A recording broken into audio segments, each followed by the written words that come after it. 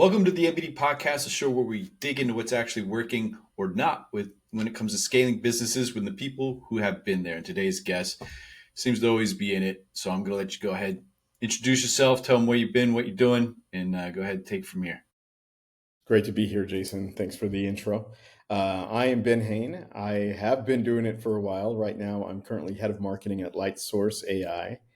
We develop procurement software for a lot of the leading manufacturers here. So I've done marketing for almost 2 decades, ranging from SMBs to startups to agencies, and now enterprise-led companies. But I just love tinkering with net new tools as well, which is how I think, Jason, you and I connected just in Yep. this space, right?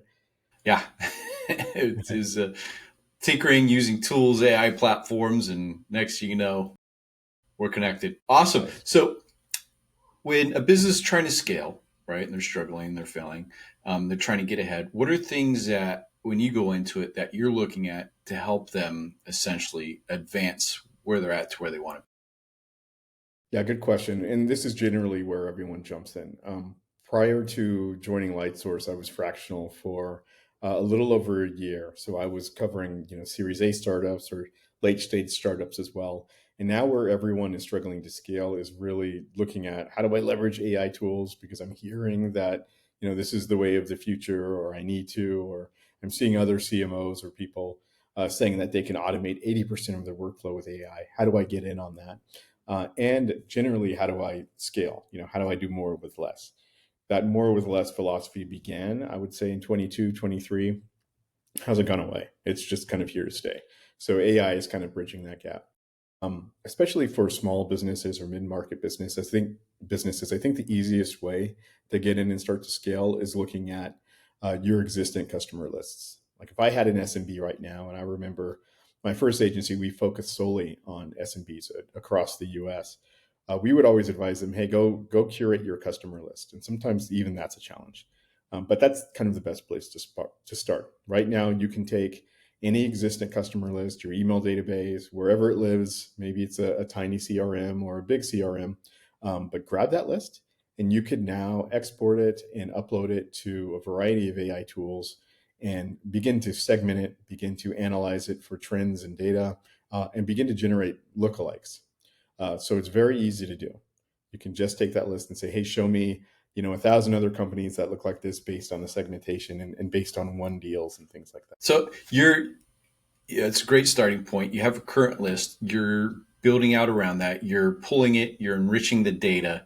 And then now that you have this data and you use certain tools, do you have any tool suggestions that could help enrich the data?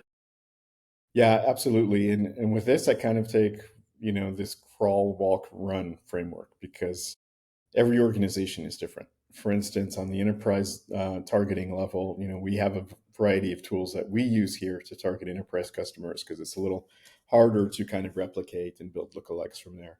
If you're an SMB and you're targeting, maybe a bunch of consumers, perhaps you're a restaurant or, you're doing IT services or something like that.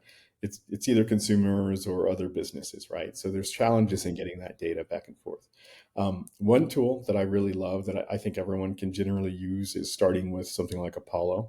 I think you can get a license for, I think, like $100 a month where you can upload your list. They now have a lookalike feature. You can also do some basic enrichment of single records. And it's super easy to use. You can find names, email addresses, phone numbers, new businesses. You can add a little pixel to your website and also enrich activity based on web visitors and get signals and things like that. So it's a great kind of starter place to do almost anything. That would be like a crawl. A walk would be using something like Clay, where you can then take your existing CSV, upload that. And if you've used Clay, it really works as like this dynamic interactive spreadsheet where you can add a net new column. Let's say you have just a list of first names, last names, and email address. You can literally add a net new column and say, hey, based on this information, give me all of their LinkedIn URLs. And it will enrich every single row that you have for obviously a fee. It works like every AI tool based on a credit system. But then you can enrich every column ad infinitum. From a LinkedIn profile and an email address, you can then find out, their work history. You can then find out, other companies that they may have worked at before. You can find their job title, you can find their education, you can find all of these different things, and you can enrich column by column and then start to automate to your heart's content back and forth to your systems, and then even with other systems. That would be the walk. The run approach would be using a full platform. I've tested net new platforms like Unify and some what I would consider legacy platforms like the Six Senses and the Bandbases of the world, where you can literally connect all of these things to your CRM and your MAP, and it can enrich based on intent data from Bombora, from G2, Clearbit, all these different systems kind of unified in giving you who's really in market, and then you can surgically segment and target across different ad networks. And that's a full-on run because that comes with a hefty legacy software fee, but it's super powerful. And if you're in an enterprise, targeting enterprise, having those sophisticated tools really necessary. And now that you've gathered your information, you gathered data, you've enriched it, what are some of the marketing channels and strategies that you use to go after these people to establish a connection, build a relationship, and then get the sale? So now there's kind of two main schools of thought. There's one that's more sales focused, especially on the enterprise side, but SMBs can certainly use this too. That this isn't going away, and it's outbounding in some form. Arguably, outbounding is dead or alive, or on an operating table based on whatever marketing newsletter you're reading right now. Right. But I was just having a conversation about this earlier today with uh, a founder that's developed a net new outbounding tool. But the basic school of thought is, if you're going to use outbound as a channel, you need to empower your sellers with content and sequencing and messaging that's going to stand out from the pack because everyone's outbounding. And what outbounding really just means is instead of you producing content and waiting for people to show up on your website and filling out a hand raise form, you're going to them and saying, hey, it looks like you might be in market for this. Here's why you want to use us. Here's an easy way to kind of get involved. With these AI tools now, there's really no excuse for you not to be able to hyper personalize and stand out in terms of your messaging. So the old way of outbounding would be, coming up with one really long email and sending that to like 2,000 contacts and hoping that a percentage, respond. And then you're just kind of rinse repeating that same list until you just get annoyed and, unsubscribed down to the nubs. That is certainly dead. Don't do that. The better way to do it is to go through that, that list, that customer list, feed it into AI, find the micro segments, find like little trends. Maybe it's just pockets of industries and titles and, people that are in market, and come up with individual personalized messaging for each one.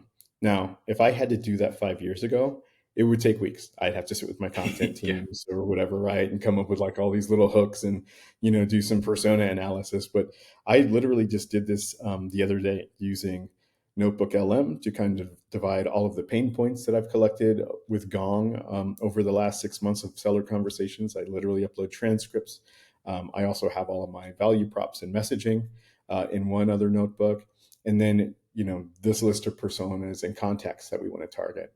And blending the three together, I now have like deep hook-based messaging for my seller sequences that gets down to the persona based on their industry, based on funnel stage, based on maturity of title. So if it's a chief procurement officer in an automotive vertical, that's middle of funnel, meaning they've already taken a meeting with us.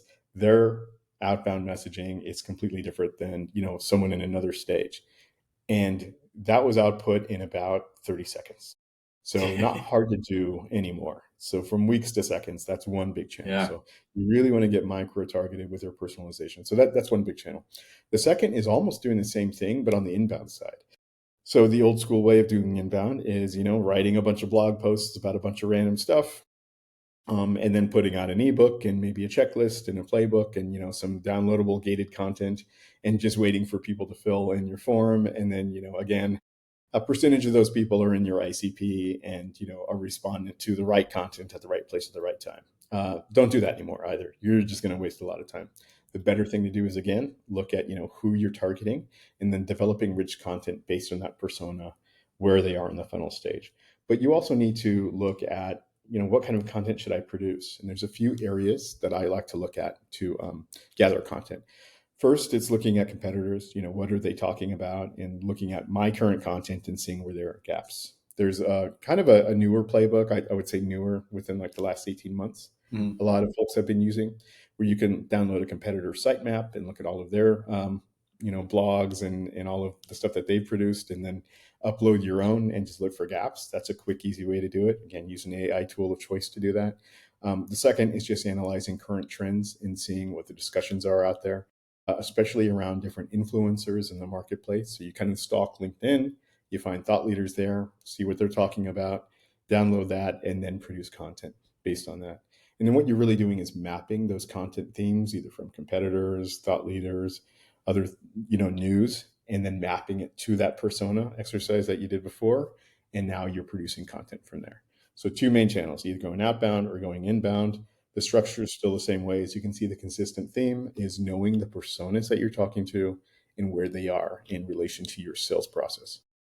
Yeah, and it happens so fast because, like, I mean, we used to. I've actually been doing the download the site map, look at the content that they're producing for a long time on the SEO side because it's always like, well, business is like, well, we need content. Well, all right, at a certain point, maybe 2015, it was already out there. So it was like, okay, let's just download the site map for the posts that they do. We're going to find what you're missing. We'll fill the gaps, make better infographics, enrich, more rich information in the posts. But so I'm trying to picture what are the things that you were discussing is that for someone who's trying to build this, you have say you have a Google sheet, you've got the Mhm. information of them, you enrich it. Now, how do you take that personalized information, get it into your email? Your emails are going out. Are you having that information output into the Google sheet so that way it's pulled in or uploaded and pulled into the email? Or do you have a process? Because, copying and pasting individually, it's kind of a way of the Yeah, past. So now it's like, how do we make it so that way I push a button, it does this, I review it. I push a button, it does this, it goes out. that's the fun part. Based on the disparity of systems, there's no one way to do it. Yeah. The worst answer I can give you is the right answer, which is it really depends on what your tech stack is. But it really is highly dependent. There's a case of two scenarios. One is you don't have like a map tool or like a bulk email tool, like Mm-hmm. you're still using a Gmail or something like that. You're copying and pasting at that point, right? Because you haven't really invested in the tools. Now, there are like Gmail add ons and things that you can do to kind of short circuit this and build out snippets. But, it's going to put you down a path of having someone well versed in RevOps help you with that. And even the other side of this, even if you do have a HubSpot or even like an Instantly or an Outreach or a Sales Loft or something like that, you will have to take that spreadsheet and associate, those snippets with the individual contacts. You can't upload that though in bulk. You can actually do a tagging on it and say, your tag is, a CPO, mid funnel, automotive, and then it spits out, that snippet that I kind of recommended before. You still have to configure that within your system, build a snippet, and then have it inserted into the email. So there's going to be a little bit of legwork on the RevOps side to do, no matter what. So it's just that the time savings now on the content generation side are so huge that you should have time to then work with your RevOps team and ABC test the stuff and find the most effective messaging.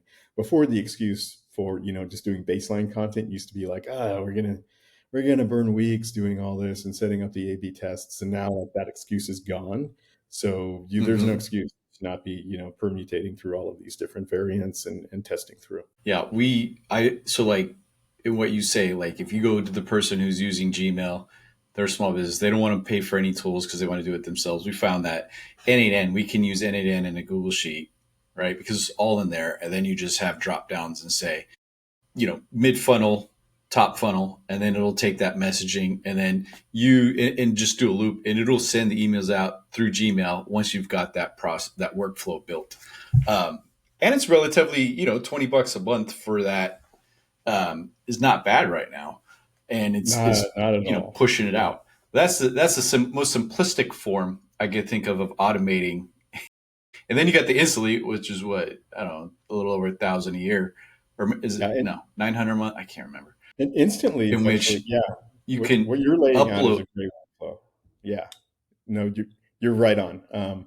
I'm still in Yeah, N8N. I'm not as advanced as you are in there, but I am attending a workshop next week to force myself to learn. But from what Nice. I've heard, that's like the most powerful and most cost effective way to kind of do stuff like this, especially if like you're an SMB and you nailed like those Yeah. first two steps I talked about. You're like, I got my list, I enriched it, I did all the messaging and stuff like that. Now RevOps, what do I do? Like find Jason, or go to an N8N workshop and figure that out. Where you take 2 weeks sending out a couple thousand emails, copy and pasting.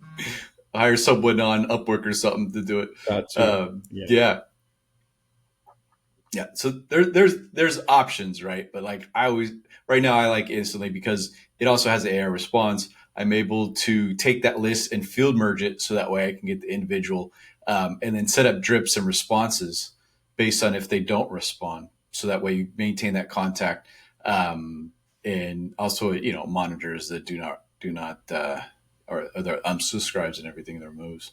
absolutely. So Yeah, there's so many options, right? Like and then we using use instant your here. Yeah, yeah, then the we use it calendars here that you for. get in there. Well, for a lot of our events, what we'll end up doing, we'll get like a big list, right? Every event that we do, they'll send us the list Hmm. like a week before or something like that. And what we'll do with that list is kind of a multi-pronged approach. We'll feed it into Instantly, of course, and kind of just, do general invites to our dinners and events and the booth and things like that. And there's like no harm, no foul approach, right?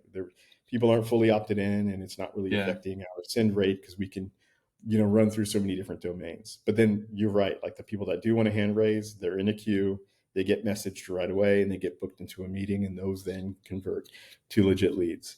But in parallel, we might also run, a text campaign with a lot of yeah, effectiveness there. We've seen that work very well. And there's a ton of SMS tools that you can, leverage to augment that in parallel.